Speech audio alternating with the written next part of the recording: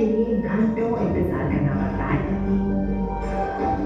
प्रत्येक के लिए ये आदत न सिर्फ असुरक्षित थी बल्कि अस्वास्थ्यकर भी।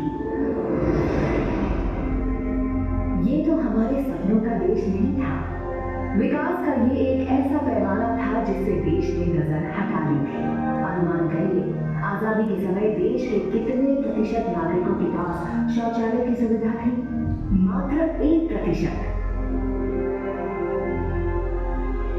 3 दशकों के बाद भी कमोबेश यही स्थिति थी। जब हमने अपना पहला उपग्रह अंतरिक्ष में प्रक्षेपित किया,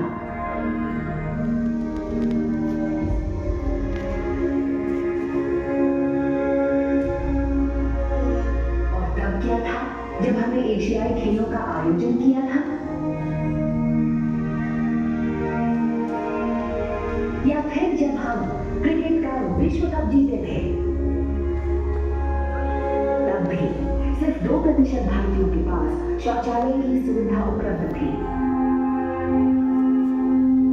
1980 के दशक में सरकारी स्वच्छता कार्यक्रमों के साथ धीरे धीरे स्थिति में सुधार हुआ, परंतु तब भी जब हम सदी के अंतिम वर्ष में नागरिक शक्ति बने, मात्र 18% भारतीयों के पास शौचालय की सुविधा उपलब्ध थी।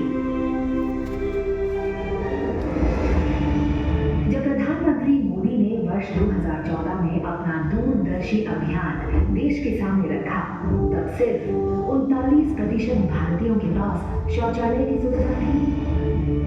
यही वह राष्ट्रीय शर्म थी जिसे स्वच्छ भारत अभियान के माध्यम से प्रधानमंत्री ने बदल डालने का स्वप्न देखा था।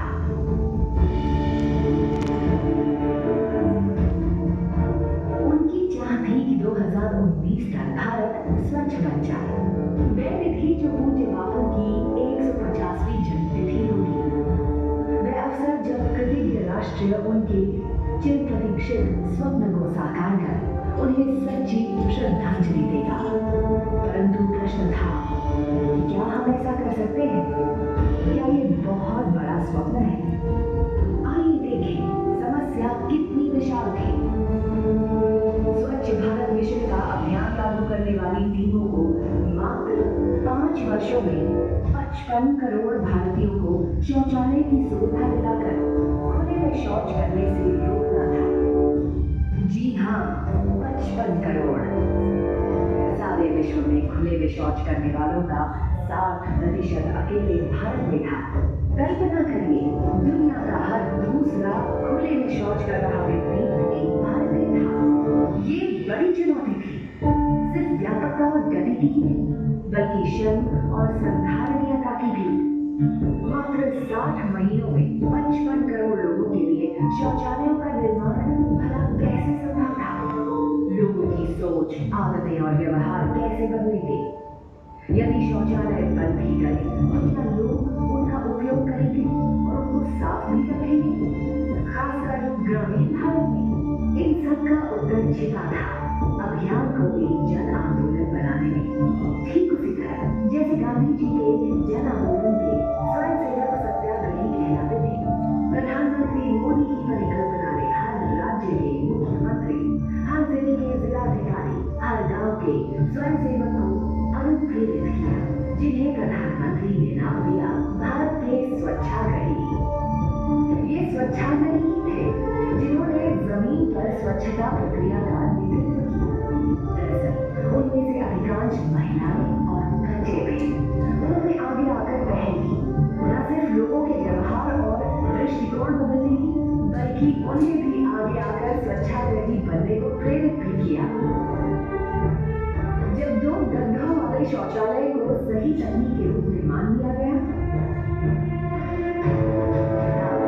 36 राज्यों और केंद्र शासित प्रदेशों के प्रमुख, 700 जिलाधिकारियों, 6 लाख स्वच्छाग्रहियों और करोड़ों भारतीयों ने मिलकर इस परिवर्तन को संभव बना दिया। इसमें शामिल थे ग्राम पंचायतों के मुखिया, स्वयंसेवी छात्र, नई प्रशिक्षित रानी मिस्त्रियां, युवा प्रोफेशनल और सितारे, जिन्होंने अपना समय और प्रयास दोनों स्वेच्छा से इस कार्य में दिए। सच्चे अर्थों में ये एक जन आंदोलन था।